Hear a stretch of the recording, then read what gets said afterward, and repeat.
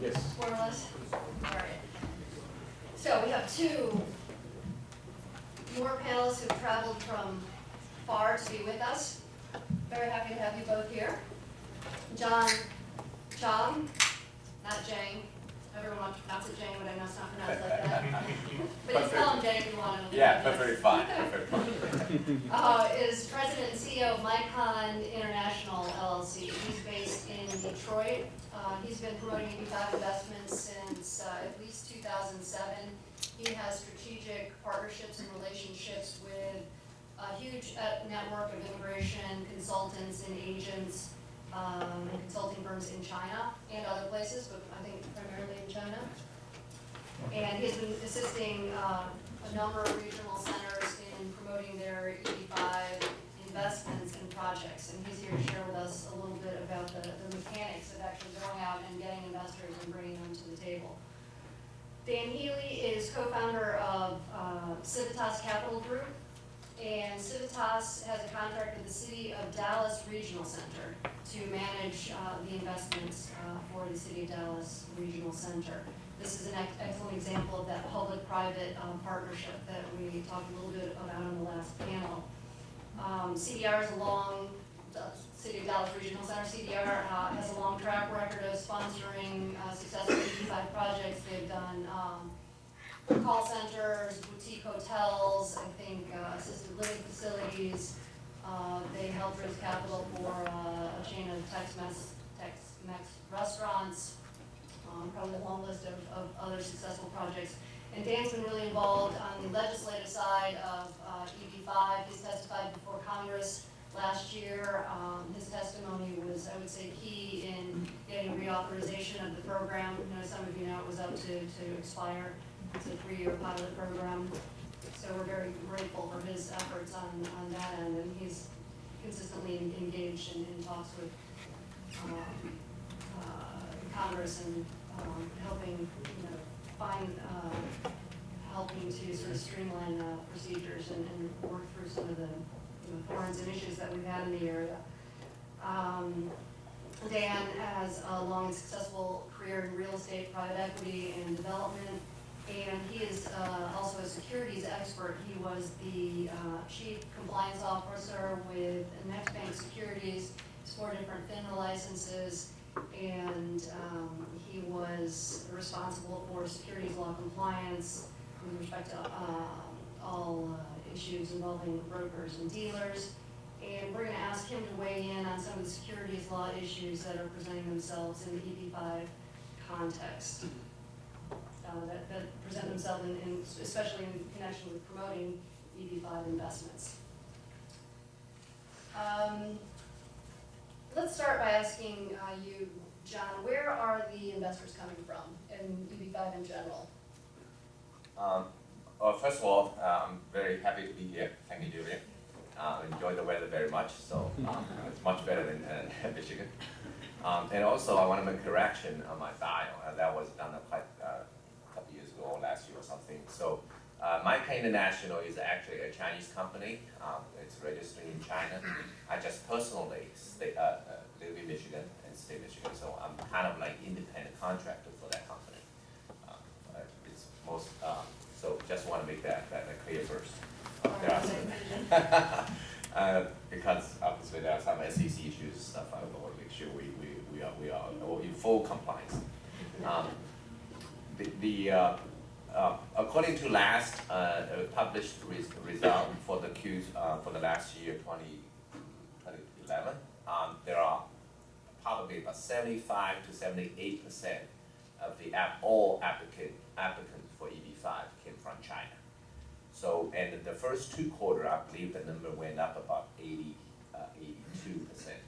So, with the number of projects being promoted in China, I'm fully anticipating pretty soon that number will hit 90%. So, if you have a huge project and you need like a couple hundred investors, probably you don't want to waste your time in any other regions than China. Some of you may or may not know that there are 10,000 visas in this EB-5 category. They have never been all used up in any one fiscal year, although we are getting closer. There were 6,041 petitions filed in fiscal year 2012, 3,677 approved. The thing is, now those are petitions for principal investors, and they're in the 10,000 count. There are also the visas that are issued to family members, so spouses and children. So really, that means there are probably only 3,500. It's like on average 2.2 visas per 2.2, applicant. yeah, visas per applicant. So we really don't have 10,000 Not spots for 10,000. investors, yeah. So we're getting very close. And there's another little trick to this visa usage. No one country can have more than 7% of the visas in any one visa category. So because China is using so many of these visas, the Department of State may, this fiscal year, if demand keeps up at this rate, have to set a cutoff date for Chinese investors. So they'll still be able to apply and invest, but when they get approved, they won't have a visa available. They're gonna have to wait in line until a visa becomes available for them. And we'll talk about that a little bit later on, because that's definitely gonna affect our ability to market projects, particularly in China. I'll ask John what he thinks about that. What do you think about that? I'll just ask you now.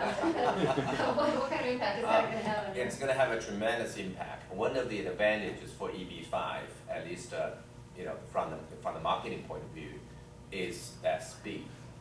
Comparing to other programs, by the way, China is the only country actually have an industry promoting immigration, not necessarily just to EB-5.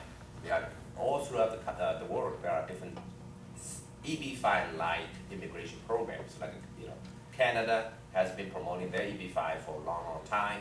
Australia, Singapore, you name it.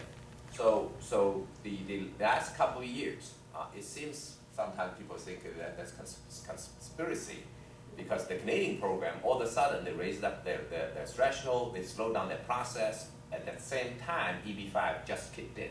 So EB-5 attracted a lot of attention. If people have to wait for 2 or 3 years, it's going to have a major, major impact for the amount of applicants who will apply for this program. And at this point in time, we don't know how long they're going to have to wait. It depends on how far back the State Department sets these cutoff dates. So it might be 6 months, it might be a year, it might be a couple of years. We don't really know. What's the word on the street? Do you know? The word, well, no. Yeah. The short answer is no. This is an issue that I'm on the board of the trade group with the worst possible name, which is the Association to Invest in the USA. It's a little bit of a mouthful, but it's the EB-5 industry trade group, and this issue is very much front and center right now. And if I have anything to do with this, it's going to go away. But at this point, it's really quite new, and with the election and everything that's been going on, there really hasn't been any real intelligence about what they're planning, at least not that I've heard yet. Yeah, me neither. Well, as of now, the waiting time in China, once you have your 526 approved, is at least 6 months. Just to waiting for you the interview to get your visa issued. So imagine if they start to cut off the date, and the waiting time would be tremendous. Yeah, it's going to be a big issue. So notwithstanding those looming issues, John, tell us about the profiles of investors from China. What kind of investors are looking to put their money into an EB-5 project? Well, if you really look, try to categorize them, there are pretty much there are 3 types of investors, the Chinese investors. Most of these are for lack of a better word, is for the life quality they admire in the U.S. Like they can send their kids, come over here, the kids wanted to stay, better air, better everything. So these are the ones then will have school-aged kids. This is probably the majority of the investors. They want to send their kids or their wife over here while they still remain in China, making their money, making their millions. Then there are also a large, some of these categories, they overlap each other. There are also some of these are like, these are self-made successful people. As everybody knows, 20 years ago, before I left China, China was a developing country, and nobody ever thought we will have such a booming period like this. So the wealth accumulated in relatively short time. Like everywhere else, when you accumulate wealth in short time, you cut corners. So everybody has a rap sheet on their shoulder somewhere. So they are worried. One day, somebody will go after their wealth. So coming to U.S., meaning getting that green card, but most of them actually are not coming here. They will probably buy a house, put their kids over here, but most of them still stay. It's like insurance. Like insurance means if something goes wrong, they can leave, or they can move some of the assets away. So it's like a diversification. So these are actually a major percentage of that. Very, very small percentage are retired, like a successful business people, government officials, and they just want to come here because their kids are here already. These are the senior folks, the ranking officials in the government, and their kids, probably most people know, actually the new president of China, sorry, that's name public. The new president of China, his daughter is studying in Harvard. So there are a lot of people coming over, have their kids over here. So when they retire, they want to come here. But then the family category, the immigration is like 5-6 years long. So they do not want to wait for that. So then they want to go through EB-5. And that, by the way, is why this program is so popular with Chinese investors also, because the lines in all the categories, family-based categories and all the employment-based visa categories are years and years longer than they are for people from other parts of the world. You could have an employer who's petitioned for you, and you have an approved petition, and you could wait 10 years before the employer can get you here. So that's why EB-5 is so attractive. There's no wait. You get an approval, you go through your 6 months processing, and you're here. John, tell us about a good project in the eyes of Chinese investors. What do they like to see? What can you sell? Roy actually covered it very well. A good project, obviously, it has to be a good project in period, whether with or without EB-5 money. If you think you can get, I hate to use that word, stupid Chinese to give you the money and without looking at your details, they're not going to do it. So a good project is a good project in any sense.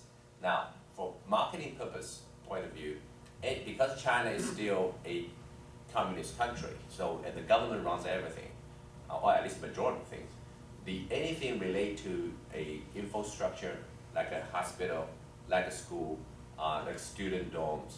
As a matter of fact, I was involved in one of the projects in Miami. It's the University of Miami, the science the building. They have a tremendous attraction. So anything with the government support, a subsidiary, is good. Like one of the projects we will be launching shortly is a foreign company who trying to expand to the U.S.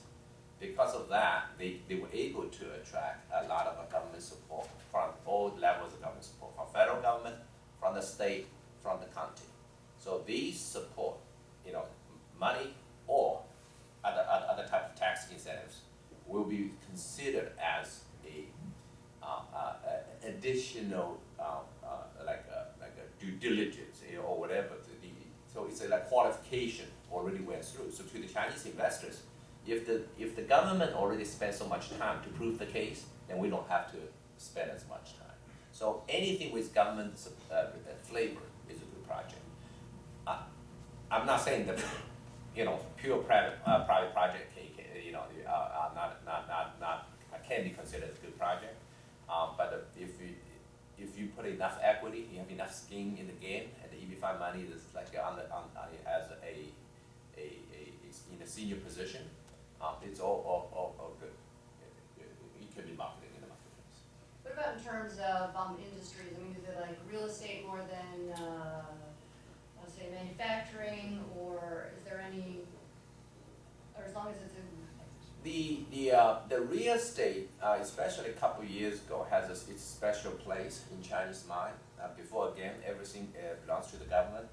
They only started the privatization, for less than 10-15 years ago about the housing market.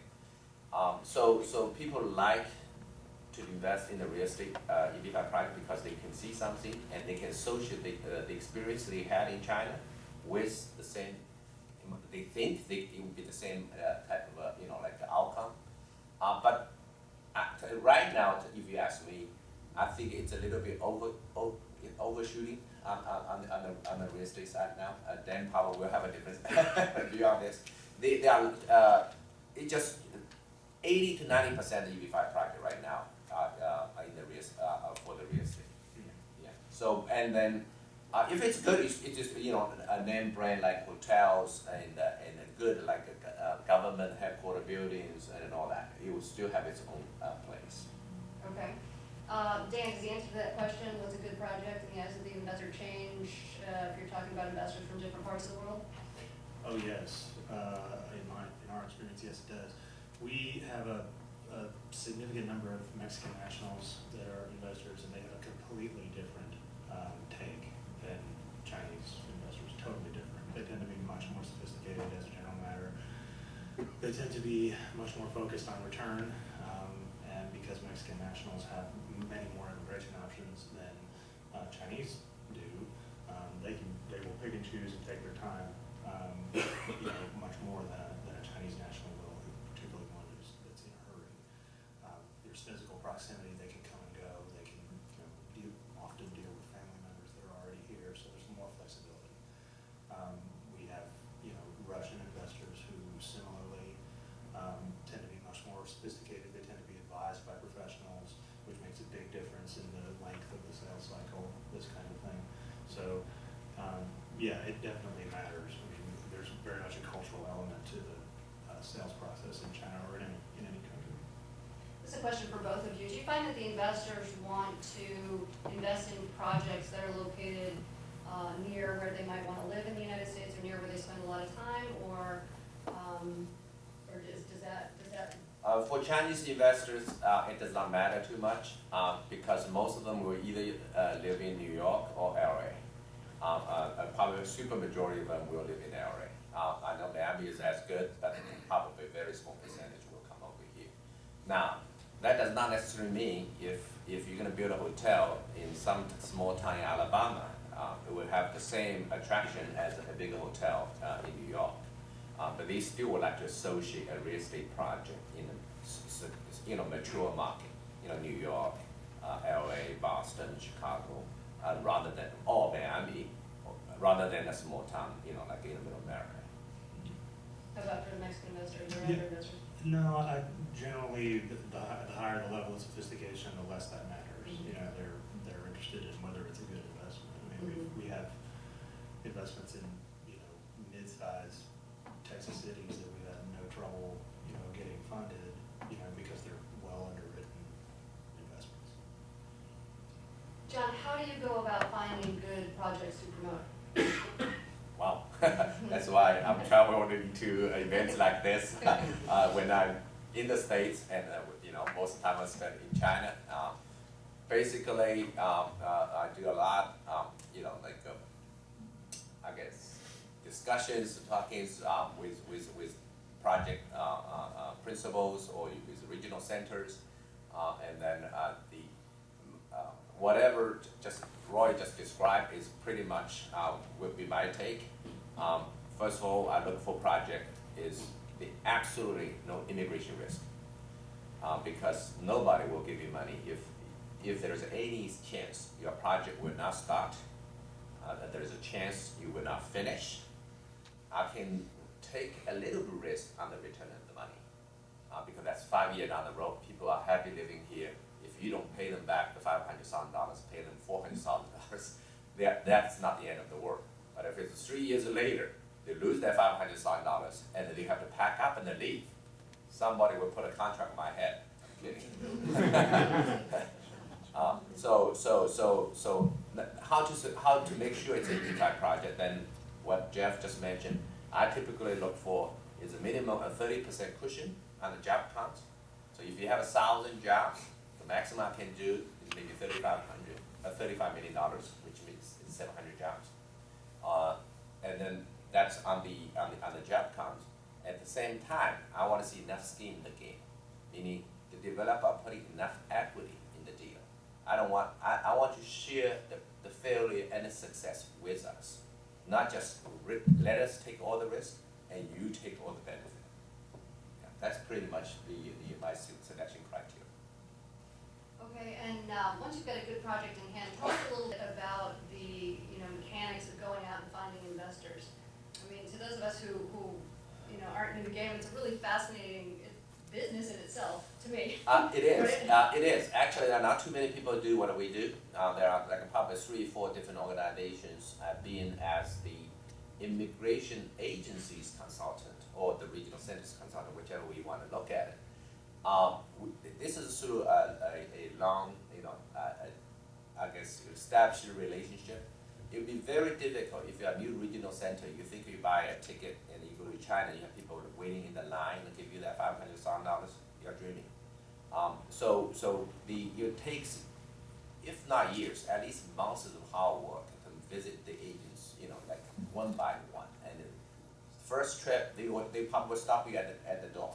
The second trip, I'm over here, so eventually you probably, especially in China, the business culture is different.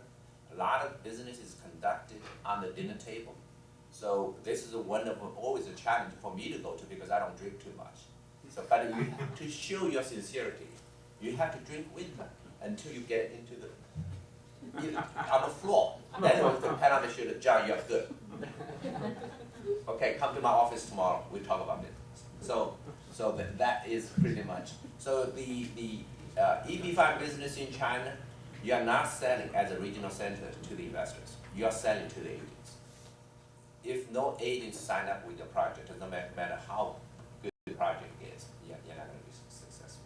And tell us, it is a business, if I understand it, right? I mean, it's regulated by the business of being an immigration That is correct. agent is. Yes, it's as I indicated earlier, it's a actual industry, meaning it's a distribution. I don't know how many of you in the distribution business. I was in the computer business, early in the 90s. They have a real good, well-organized structure. To be a licensed immigration broker, you have to register with the central government. They call the Public Security Department. And then you also have to post bond. Some places like 2 million Chinese, which is about $400,000 or $500,000 US, and some places a little bit cheaper. But imagine if you have a consulting firms with like 30, 40 branch offices. That's a lot of money because now you multiply that number. So it's a lot of money put on the risk. So if somebody complains to the government will take that money to compensate the investor first. Then okay, you guys can talk or whatever. So they will kind of freeze their assets first. That's number one.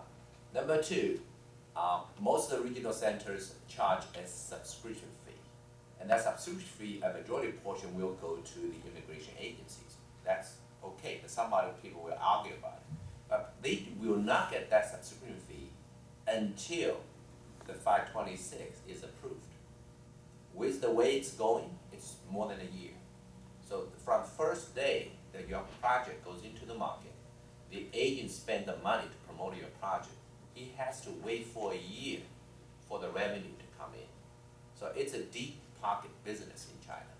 And some of them, I know some agencies, as a matter of fact, when I was representing that agency, we talked about early on with one of the early projects. They have accounts receivables in the tens of millions of dollars. So because of that time lag, so they take this business very, very seriously. And then tell us about how they go out and promote their projects, and what does it cost them, and how do they get this done? Most immigration firms will take a shotgun approach. They will do text messaging. The response rate is very, very low. The text messaging is like a short messages. If you go to China, you use a local SIM card. If you made a couple phone calls back to the US, you'll be flagged in their system as a high-profile customer because you made calls to the foreign countries. Then, within a week or so, you will start receiving these advertisements. You want to go to America? I got these all the time. Come to listen to our project. So this is like every weekend, they will have set up seminars like this in a 5-star hotel, you know, nice cookies, everything. So it's a very, very expensive to organize these events. That is how they will promote a project. Then obviously they also do online marketing. Baidu is one of the, like the Google, like a search engine in China. They do placement ads. So if you search for EB-5, the company pops up first. Then they obviously also will, they call the go channels. They will work with banks or investment, you know, like the firms to secure the high profile client list. As a matter of fact, some people will do like our carryout store do. They will send out pamphlets, go to the rich neighborhood. They will send out stuff like through the doors, put them in their cars. So that you name it, any way they have acted, they try to pass their message out, they will do. So it's a full-blown industry, as I said. And then exactly how much does it cost them? I mean, just so you know, because that obviously gets passed back. The text message costs money, right? And the Oh, seminar yeah. costs money. And It's very expensive to set up a seminar in a 5-star hotel. By the way, the office space, the hotel room rate are always more expensive than in the States. I don't know if you find that. I can vouch for that. I always use on my slides on these seminars. I always say a scoop of ice cream, okay, like a Haagen-Dazs, it's good, a brand. It'll cost you $15 in a hotel room. You know, like if you're in the lobby, you want a scoop of ice cream. So everything is very expensive. The agencies, you know, I talk to them a lot. Average cost to secure one investor is about $20,000 US. That's the marketing cost, no overhead or nothing. So now, if you consider the success rate, so this is a big issue when the 526 start to, you know, like the approval rate start to decrease, their active rate will increase. So if they drop down to 40, 50%, let's say 50%, then that means average cost is $40,000. So your subscription fee alone is not going to cover the expenses. So they're going to ask more in the back end, like Roy said. A good agency who can deliver investors in its time period specified is going to ask for a lot of money because that's their business. now that we know that the agents are the gatekeepers, how do developers go about finding good agents? What should they look for in an agent? And do they go to China? Are there more people like you here, or? I can save all your tweet talk to me. I'm kidding. You know, again, if you want to get in the regional center business, I think obviously, as every other business, it's better for you to establish your own channels. There are over 600 licensed immigration brokers. So you want to establish you know, definitely you need to establish in China to be more effective. You want to hire local staff, just not a new graduate from like you know, U.S. who can speak a little bit Chinese. That's not going to cut it. You want somebody who is, you know, at least in late 30s, you know, early 40s, who has some experience in the States, who can obviously speaks Chinese, who has some connections in China. Then you can probably go online, search for EB-5 project, get your contact list, cold calling them, then pay them visit. As I said, your first 1 or 2 trip, most people will not even meet you. But that's okay, leave your call, come back. You know, try to get into the right people. Then, you know, eventually you are persistent. They will say, okay, you know, they will make an appointment with you, come in, you do your pitch. We will think about it. Chinese people never say no. We'll think about it, it's interesting. They will never say, show me this money, I will do your project. They want you to make the offer. So it's a challenging business environment, but it's doable. Dan, what's your perspective, having worked with a lot of developers who have gone out there and found investors and worked with different agents? Well, actually, that's not how we do it. We do all of the investor sourcing ourselves. Oh, you do? So, Okay, I didn't realize that. we act as effectively from our model's basically a private equity model. Mhm. So when a developer comes to me, their interaction with me is very similar to what it would be with a bank or a private equity firm or any other capital provider, except that I'm going to impose, certain conditions and have certain, limiting factors that Jeff, and Roy discussed. So we did this. Yeah. We spent 3 years doing what he just described, and it is an arduous process.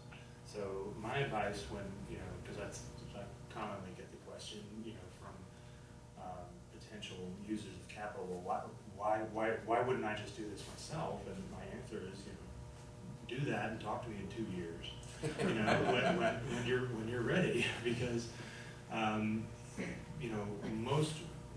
this is particularly true in real estate. My experience is that most real estate guys want to be real estate developers and not Chinese migration investment consulting business people.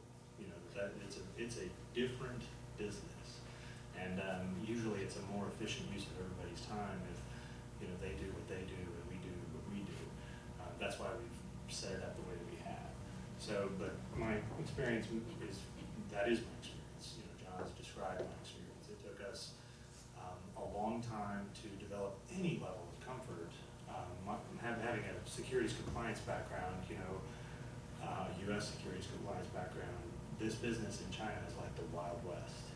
Okay, I mean everything, all of the marketing methods that he just described are 100% illegal in this country.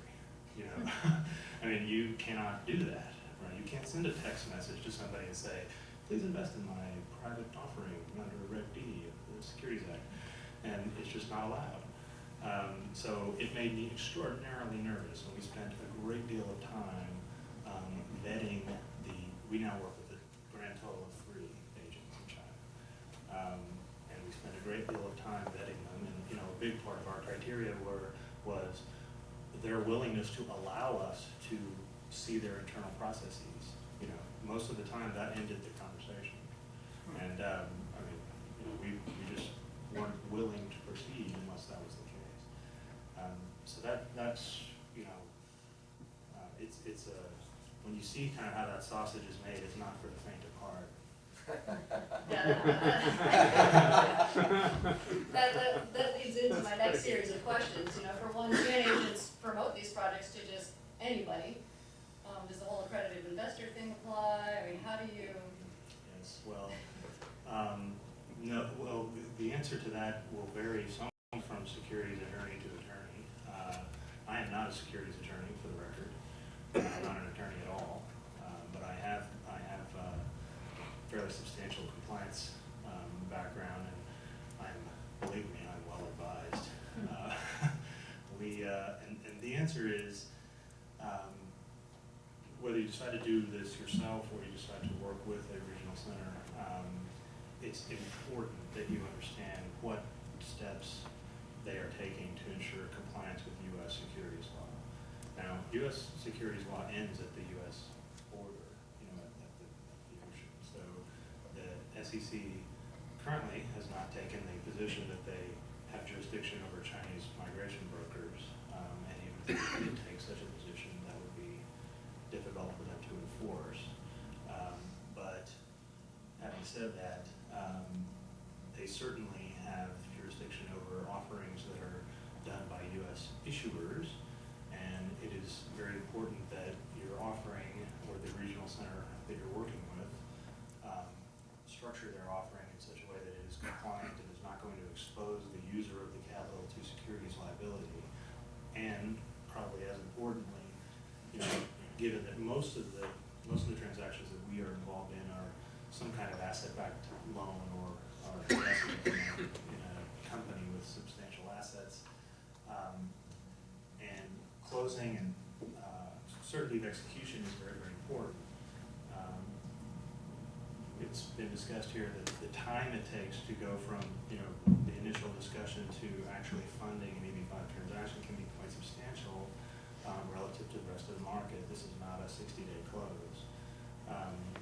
So especially when a borrower or user of capital is prepared to either arrange for bridge financing, self-finance during that period, or maybe the project just by its nature just has enough time to wait,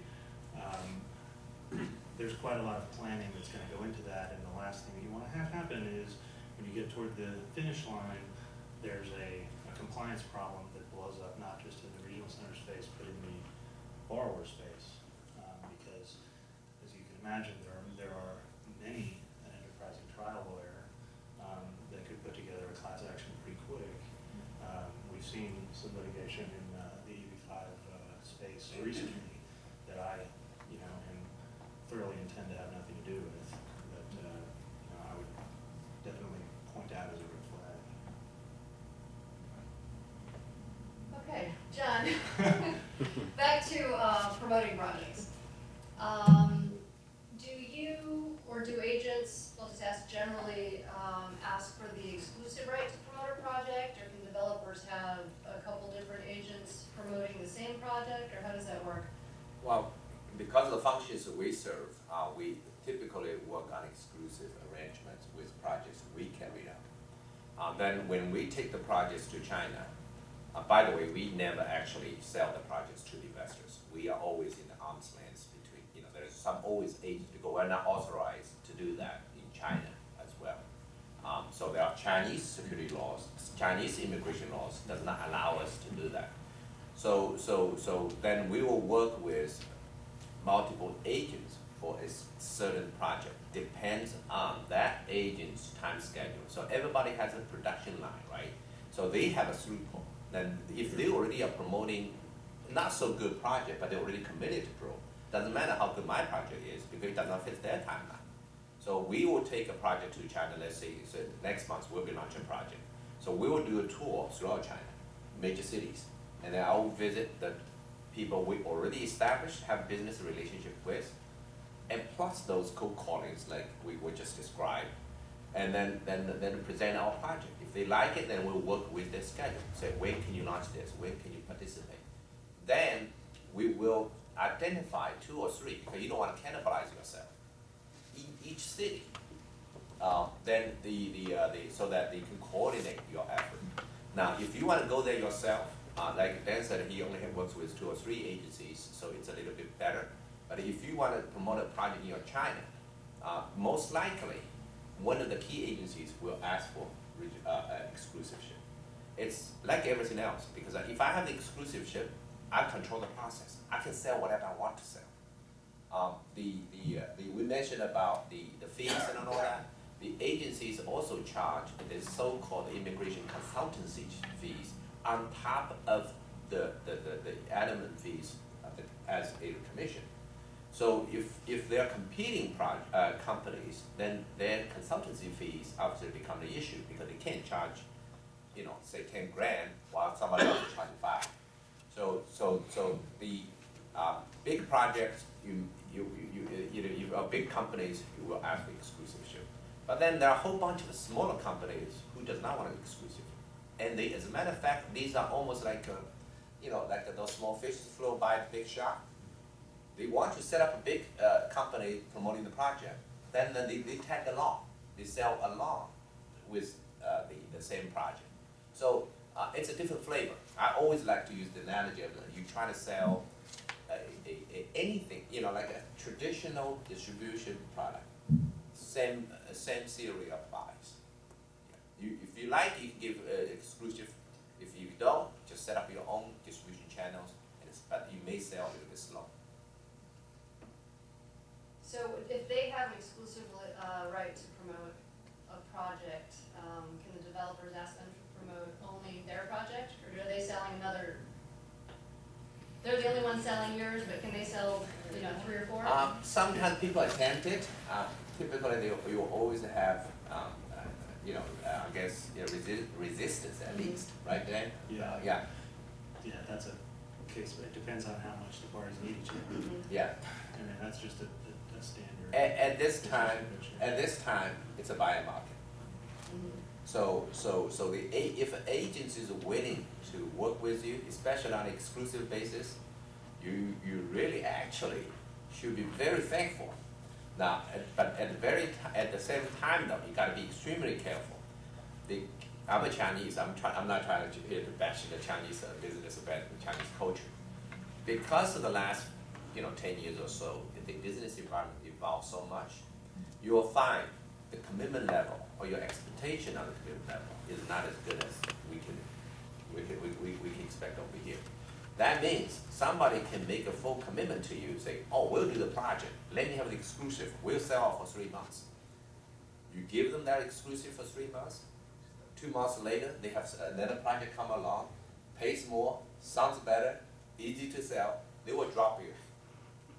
So I typically advise, unless you have a backup plan, try not to give them exclusive. So you can play 2 or 3. So in case one drops out, you can still have the other people to work with. Is it possible, say you have a number of investor slots, to have one agent 10 and another one 20, That's sort of typical. divvy up the project? Yeah, that's typical I do. Yeah. You know, we have a project, say, for 100 people. I try to secure 2 or 3 major immigrant agencies, each take 20, 30 of them, and then combine, takes 60, 70% away, and the remaining 20, 30% you have the small, fishes that kind of do the piece. Mm-hmm. Yeah. Okay. And tell us about the services that agents perform from start to finish. I mean, they get the investors in the door, they pitch the project, and as it goes along, what else should the developers expect agents to do for them? It's actually mind-boggling, the amount of work they have to do. First of all, again, as I said, the big agencies, they have multiple offices, so to coordinate the efforts itself is a logistic challenge. Then they will typically produce their own marketing materials based on the information you give them. And then once they get the investor into the door, it takes typically about 3-4 weeks to close it. So they say, when investors come to one of these events, like at a seminar, they hear about your project, they'll say, oh, I'm interested. Then you will have the consultants, sitting on the side. They will identify, then they will exchange costs, then they will follow up. So they will take 3-4 weeks for the investors actually to sign the subsequent agreements and all that, the offering docs. Then it takes additional, at least a month or 2 to prepare the investors' personal records. So it's actually a daunting task to get to go through the process. Just a little bit of background. I remember every investor coming in has to show lawful source of funds. So that involves 5 years of tax returns and a lot of documentation, depending on how they're proving it. It's a lot of times in China it's the sale of a property or it's the mortgage of a property, and sometimes it's general wealth accumulation over 10 or 15 years, and you almost need to do like forensic accounting of this line of money, and the agents are performing that service for us and for the immigration attorneys in the regional centers. So it'd be a very difficult thing for us to do without their help. That's correct. Yes, that's also one of the sort of red flag issues that pops up because they perform that service and because that can be very difficult to oversee, and because they have a financial incentive to make sure that package gets complete. If there's a hole in a document package, not uncommon for a needed document to magically appear, and so it's important that you have a quality control process, because if your investor submits a package that turns out to have a fraudulent document in it, that's not just a problem for the investor. That can be a problem for the regional center in a big way. So again, very important to know who your partners are. John, back to timing. Just tell us a little bit more, because this is important for everybody looking to raise money. From the time you pick up a project and start promoting it, how long is it going to take the money to start flowing in? Minimum of 3 months. Minimum. So it depends on obviously how we have a little bit different approach. We call pre-selling. So this will add to the timeline at least a couple months, because say by the time we enter a business agreement, we'll carry your project. We will ask for all the full set of documents. We take to China, have them officially translated. We will help to create the project materials. All that will take up at least 2 months. Then we go to the marketplace, talk to the agents. Agents will start to set up their events like this. So that's at least a couple months before you can see the first investor to roll in. And then depends on the effort and the project itself. It will take additional 2 to 3 months to finish. The last project we did a $65 million raise. It will take about 4 to 5 months to finish the marketing effort. That's not the time for you to see the money. Then takes additional, each investor, once they sign the document pack, at least 2 months. Not for them to collect the money. It's just, they have the money, but they have to establish, they call the source of funding path to wire the money. Because they can't wire the money without properly explaining where the money comes from. So a lot of developers will call me, or I call them bug me. Will say, where's my money? I said, I'll let you know when your money will be ready. Don't call me because it just takes that long to get the money in. And on top of that, they can't just wire out $500,000 either. Most of the Chinese applicants have to wire $50,000 to 10 or 11 friends and family members who have to then wire it outside the country to an account in Hong Kong or somewhere. So that takes time. And then that just gathering those documents and tracing all those transfers out and back in takes time. We got to translate all those documents. So just the document gathering process takes a good amount of time. And then, once the money is here, how long is it going to take the developer to see it and be able to use it? It's a kind of loaded question, it's related. It's changing now. Because of the USCIS, the adjudication time takes forever. like 8 to 10 months right now. Exactly, and the old deals. Okay, I typically request we will not release the money until Investor 526 is approved. It's okay when your approval process is less than 6 months. But now with the time it's marching towards a year, especially we're talking about this new limit on the quota stuff. So the developers are even more, become even more impatient. So a typical way of doing that now, you set up a holdback account. We will pre-release the money before everybody's 526 is approved. But based on the historical approval rate, we'll hold back, let's say 15%. So if it's a $50 million project, we'll hold back 7.5 million or something like that. And for refund purposes. Okay, so you're allowing Pre-release. Yeah, pre-release. Yeah. Okay. Only for a good project, and then we have mechanisms to demonstrate to the investors if the 526 is denied, they will get their money back. Because that's what we are selling. You can't ask people to give you $500,000, you did not give them Yeah, so, a lot of projects have had difficulty with this because the immigration service is taking so long and the agents and their clients were asking for the funds to be held in escrow until the petitions were approved. The money's stuck, waiting for CIS to approve these things for 8, 10 months, and if they're ROPs, maybe even longer. So that has been an issue, and it's good to see that the agents in the markets, at least willing to work with us on that. Because the other option is to not have the money go into, it's going to go into escrow for a short time anyway, but then, if it can come out on filing or something, you're a little more liquid. Dan, what have developers and regional centers been doing in the instances where the agents are demanding that the funds be held in escrow and they really need the money to start moving on the project? Are there ways around that? Well, there's bridge financing. So we've worked with a number of institutions. When the nature of the project is such that we can get a lender comfortable,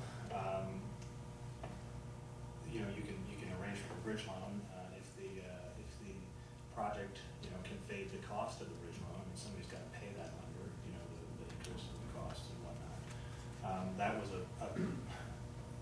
seems really obvious to business people, but whether bridge financing was permitted in EB-5 in the EB-5 context was an open question until fairly recently. Was that about a year ago? They finally agreed about that. The service finally made clear that it was in fact applicable to do that. So that's I wouldn't say it's common, but it's not uncommon. It happens more frequently now than in the past. For us, my experience, coming out of sort of real estate fund management is that as a general matter, a project that is a high quality project with good sponsorship is not going to wait around for a year to get funded. That's usually just not realistic. So I have to be very straight up with a borrower, and we've been our business model is such that the majority of the borrowers that we're dealing with are well capitalized, high quality borrowers, and they'll either bridge it themselves or self fund. On my commitment, they're basically underwriting our track record of me saying, look, I'm going to be there in 9 months. You put up the money, and they'll use internal capital, or we'll work together to source a third party bridge. Mhm. I mean, there's really not that many other options. Or simply wait. Or wait. I mean, if they have the luxury of waiting, they can wait. Let's go back to some basics and just talk about securities a little bit. I don't think we ever covered this in the last panel. How are these investments usually structured? I mean, how are the foreign investors coming in? Well, it varies to some extent. The previous panel covered the type that it varies to some extent depending on the type of regional center. Our regional center in Dallas is structured as a capital provider model, so I'm either lending capital to or investing capital with a third-party developer or company that's going to use it for a particular job-creating project. Then there's the model where a developer or a business is going to bring capital in directly themselves, and then there's the kind of rent-to-center model. We can talk about the third one later, but in either of the first two, it's usually going to be a limited partnership or an LLC, very very basic legal structure where the investors are going to become LPs. They're going to have all of the rights that at a minimum that they would have under the Uniform Limited Partnership Act in order to meet the quote-unquote active management requirement of the regulations. And it's usually not any more complicated than that from a legal structuring perspective. The offering is usually going to be done under Regulation S and or Regulation B of the Securities Act. And that's where you can really get into some, if you're not well advised and careful about what you're doing, that's where you can get tripped up compliance-wise. And, what are some of the ways in which you've seen developers' projects get tripped up? Well, a big topic right now is, and it's been sort of building up over the last at least 18 months, is the SEC taking a more higher level of interest in the program and looking to determine whether regional centers are acting as unlicensed broker-dealers, which is possible to do if you don't know what lines not to cross in your regional center operation. They're also looking at the use of finders or brokers that are subject to U.S. securities law but are not licensed or are otherwise in violation. They're looking at how regional centers engage with these foreign agents because, as I mentioned, some of their marketing tactics can be out there. That I think is going to be a policy discussion more than a sort of short-term enforcement-oriented discussion because there's really no precedent for that. But those are some of the big areas. What's what about finder's fees? What's the take on that these days? Because I know that's been evolving. I mean, right. So finder's fees are part of the deal. If you're going to have a regional center, you're going to have foreign agents working in foreign countries, and the bottom line is that if you are working with a finder or a broker that has any nexus whatsoever to, and this is our relatively conservative interpretation of the securities laws. If there's any nexus whatever to the United States, they're acting as a securities broker and they need to be a licensed securities broker in the United States. So to the extent you're using a foreign, and this is why John was so clear a moment ago when he was saying, I act as a consultant, I don't sell, they sell. And they do all their selling in China. And I don't control their selling or direct their selling. And that's a very important distinction because right now it would be tough to make the case that the SEC has jurisdiction over a 100% wholly foreign operation. And that's, we go to great lengths to maintain that distinction. And when we work with a broker that is based here, we have a broker-dealer, they are licensed. It's no more complicated than that, but for a lot, I would say the vast majority of regional centers. There are only two, I think. That's a big problem, I'm coming from a securities compliance background myself, it was, obvious to me, but for people who were coming, just out of real estate investment or, sort of out of immigration law, for example, many people were completely blindsided by this. But in my view, it is a fairly black and white securities legal issue. If you're doing any kind of selling activity in connection with a private securities offering, and you're in the United States, the investor is in the United States, or any selling activity at all, phone call, email, text message, whatever, takes place in the United States, you're under the jurisdiction of the SEC and you have to be licensed. And, it was a big issue in the industry, or it wasn't a big issue, but it was very common 5, 6, 7 years ago. Every regional center, maybe not everyone, but many of the regional centers paid finder fees. They paid finder fees to real estate brokers, finder fees to immigration attorneys, finder fees to anybody who brought an investor to the table.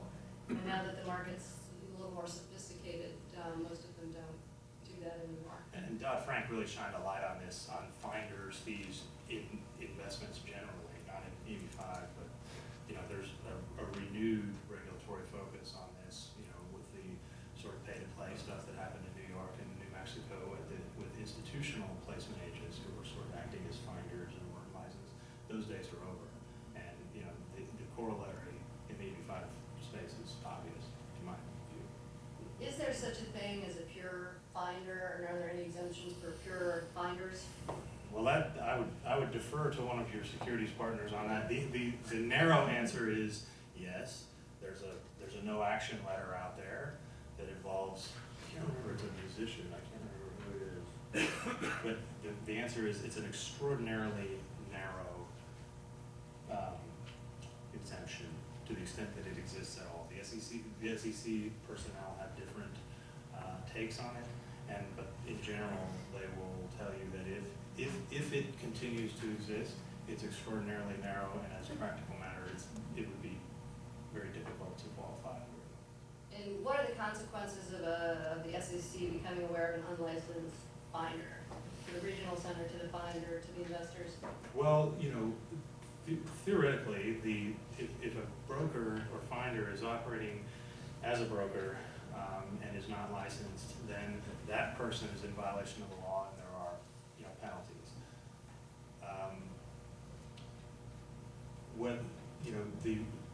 It's arguable. I mean, there's some differing opinions about what the ramification for the regional center is. I can tell you that if I were doing that, having been, being a FINRA licensed person, I would be held to a higher standard because they would easily be able to say, well, you should have known, so, we're fining you also, you have a problem. I would also argue now that given all of the publicity and, sort of industry talk about this, that it's going to be difficult for any regional center manager to make the case that they were just ignorant. Ignorance of the law is not an excuse. So you can be fined, and if it's egregious and there's fraud involved, then they can really get after you. Talk to us about the Jobs Act. There's a lot of talk in, particularly the EB-5 industry and Securities about the Jobs Act, and is that what impact would it have on regional centers, on the EB-5 program? Well, this is very new, and we take a pretty conservative approach to this. The Jobs Act, and I don't, by the way, I'm a little bit out of my sort of area of expertise here, so this advice is worth what you're paying for it. But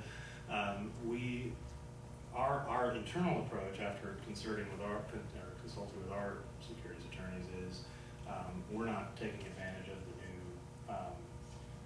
What the Jobs Act allows is it basically loosened the restriction on general advertising for private securities offerings, provided that the issuer meets certain criteria.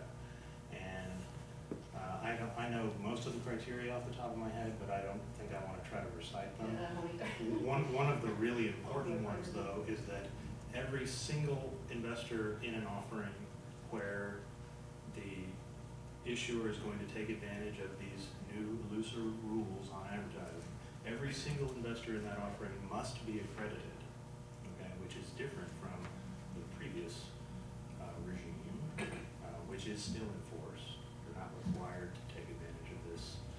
And so what that means is that if you have one investor who turns out not to be accredited, and you can be shown by the regulator after the fact not to have made reasonable efforts to verify that they were accredited, then you can lose your exemption under the Act, which would be a disaster, effectively.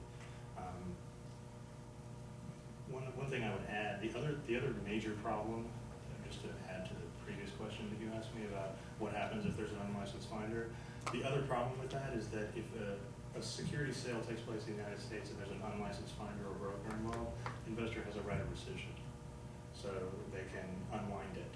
So again, trial lawyers driven. Tell us a little bit about USCIS. There have been rumors that the CIS is bringing on securities attorneys, that they've been cooperating with the SEC. What's the word on the street there? Well, the agency confirmed in their last stakeholder meeting that they are working closely, supposedly, with the SEC, that the SEC has taken an interest in just understanding the program. No one really knows what that means right now.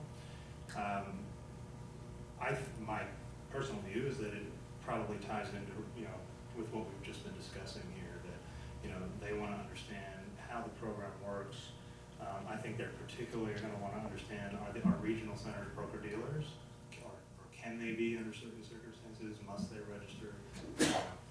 So I think it's very early at this point, and our trade group is going to be, I think, actively involved in trying to engage with the agency to make sure that, with both the Immigration Service and the securities regulators at SEC, FINRA, and there have also been several state securities regulators that have taken a similar interest, to make sure that everybody understands first, just that they understand fully, how the program works in practice. Because in my view, while there are a lot of moving parts to EB-5, once you kind of understand it from a securities perspective, it's actually quite straightforward. The offerings that are down here are very much milk toast, private securities offerings. It's just that because the investor, involves making, offerings to foreign investors, there's the opportunity for problems when you have inexperienced or poorly advised regional centers or users of capital, get involved. But Regulation S has been around for a long time. I mean, the ability to make offer securities by U.S. Issuers to foreign investors has been around for a long time. So it's really just a matter of making sure that everyone in the regulatory community understands how this works. Because right now I think it's mostly an educational issue. All right, that's all the questions that I had prepared for our experts. Any questions from the audience? On promoting investments, securities issues, how they tie together? Have you had investments where the investor likes the investment so much that they'll invest in the project, and if they get their EB-5, if they get their visa through the EB-5, that's great, but you've sold it to them as the investment itself, which I know you do, but then the EB-5 is icing on the cake. Sort of an added bonus. Yes, an added bonus. The answer is yes and no. There's two. At least in my experience, you may have different experience. But in my experience, there's two scenarios where that can come up. One is where you have a project or an investor who's bringing you a project and who makes like it's their business or their development or whatever, and they're saying, I'd like to do this, and I'd like to structure it such that I can obtain an EB-5 visa in the process. And that can work because we take a pretty conservative view of this sort of thing. It really depends a lot on the nature of the business, or the financing that's being proposed, because what that inherently does is it ties that investor's immigration, goal to the financial success of their own business, which can, those two things can diverge, they're over a period of several years that the investments be sustained. And often, in my view, once you kind of work through, to the end of that analysis, it's usually not a good idea. It's usually better to do, solve the immigration problem by investing in a project that is specifically designed to solve that problem, and then make a financial investment to make money separately. Okay. Now, the other scenario is where, I have a project that I'm, offering in the marketplace, and it's just a good deal, and people like it, and they want to invest in it. That does happen. I've had people take, these investments are done in $500,000 units typically. I've had people take more than one because they just like the investment, but it's uncommon. And one of the reasons that it's uncommon is that if they choose to invest $1 million where they only have to invest $500,000, or maybe they choose to invest $5 million where they only have to invest $500,000, now they got to prove up where they got $5 million instead of just $500,000. So they've actually increased their own immigration risk by doing that. So, if it's a significant amount of money, we, might structure a sidecar vehicle or something along that line, but that's not common. Yeah, I want to add to that. It's almost zero for Chinese market. For two reasons. One, people consider this as an immigration program, not a investment. So they really don't care about too much about the return on the investment. Secondly, for the last 10 years or so, it will be very difficult for you to come up with a project that can match the return the Chinese are making over there, which is, 25% is a norm for their real estate investments. So it will be very difficult. All right, anything else?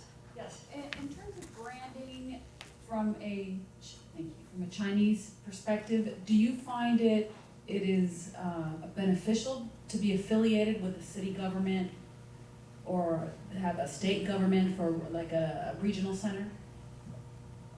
It's more or less a project-based, but if, like say in the Vermont's case, because the Vermont's, the regional center is owned, operated by a government entity, this obviously carries a little bit extra carrots on the quality of the project they source. So if you have a project, got the endorsement of the government, or the government also put the money in, certainly, just to try to use it as much as you can. But if any regional centers pretty much can secure a letter from a city for support, that does not go too far. You mentioned the program got extended. Did the number of visas get extended as well? It's the same number of Same visas number. again for Per year. the next 3 fiscal years. Are they talking they may allocate unused visa quotas for other categories and apply? Yes, this is, no, not from other categories. That has been floated, but it's never gonna happen. Okay. Because every visa category has its own, Yeah. lobby, and we're not looking for this to be a zero-sum game with the E2 people or the H1B. Oh, but I saw the E1s they are not using up Yeah. something they would want to use. That's not, no, I think, well, we'll talk political strategy on that afterward. But there are several proposals floating because one of the things we touched on earlier is that the number of applications has been on the upswing, and it's almost certain that we will hit the 10,000 cap this next fiscal year for the first time in the history of the program, which obviously will put something of a damper, on the attractiveness of the program overseas, where we could end up in the same position that Canada is in now, where they for some years there was a great deal of interest in the Canadian sort of equivalent of EB-5. Even though it had a higher investment amount, but what really did them in was that they got this longer and longer and longer backlog, and then they finally had to stop to work it out. So we're trying hard to avoid that. Regarding timing, it sounds from your description that it takes a long time to effectively inject capital into a project. Now, most real estate projects have some level of bank financing, you know, to construction financing, so to speak, and then takeout financing at the end. Do you find that being a vehicle that people use with this EB-5 program, where you go ahead and put your conventional lending together to get construction, and then substitute EB-5 for takeout financing? Is that a vehicle? No. In general. Well, if you are referring to your construction loan as a loan, which as Yeah, they that- alluded, it's only become kind of official, it's viable like less than a year ago. Then yes, if you have access next to the short-term loan, and then when the EB-5 money comes in, you take that loan out. But you gotta be extremely careful when that EB-5 money comes in. If it comes too late, they will not consider this as a bridge loan anymore, and then they will disqualify the whole project altogether. So you would need a good immigration lawyer to gauge that timing. It's a slippery road. And it- So on takeout financing, the answer is no. Like, you really couldn't use this to be like a permanent takeout for a construction loan. That would not fly. So the EB-5 financing is more of a construction loan Because financing. the construction is the source of the job creation. Yeah, it's tied to the job, the money's tied to the job creation, so that's, if the money comes in too late and all the jobs are created, then they're not gonna get the green cards at the end, that's a big problem. Anything else? Have there been any benchmark studies done over the last period of time, 10 years, of how many jobs have been created using this program? I mean, Well, it sounds like the commercial for Exactly. USA. Tens of thousands. So about upward of $1 billion will be raised this year, this fiscal year.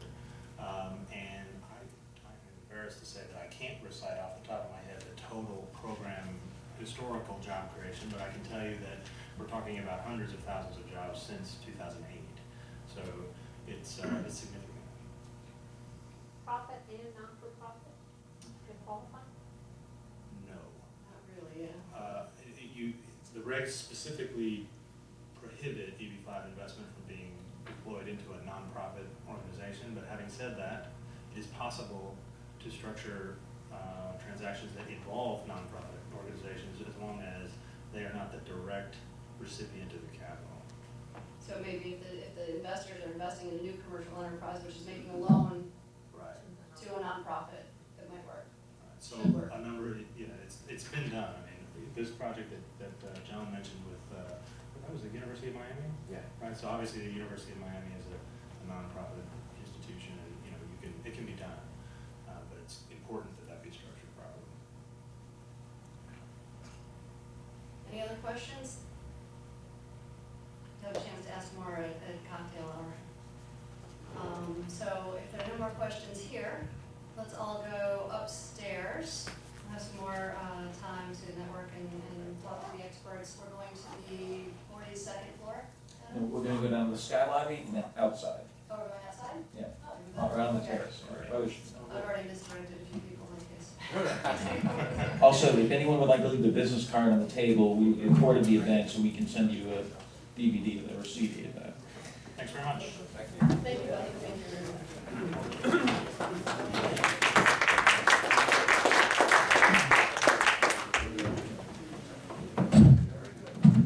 Very good. So I guess let's go outside.